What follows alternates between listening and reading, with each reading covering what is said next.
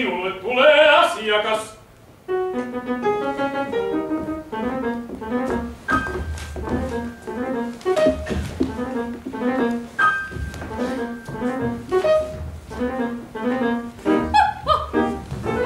Haluaisin yllättää mieheni ja ostaa taulun ruokasaliin.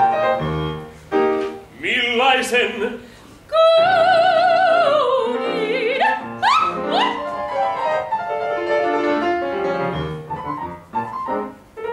Aivan uusi, maali vielä tuoksuu.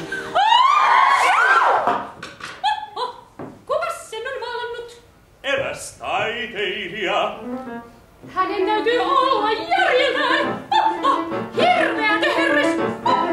Hirveä! Sanoitteko töherrys?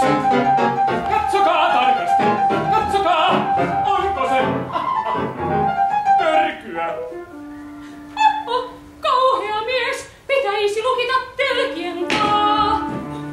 Meillä on myös toisenlaisia tauluja, merimaisemia, hertaisia lapsikuvia, sylikoirakuvia, Siro ja Konin sovistuksia.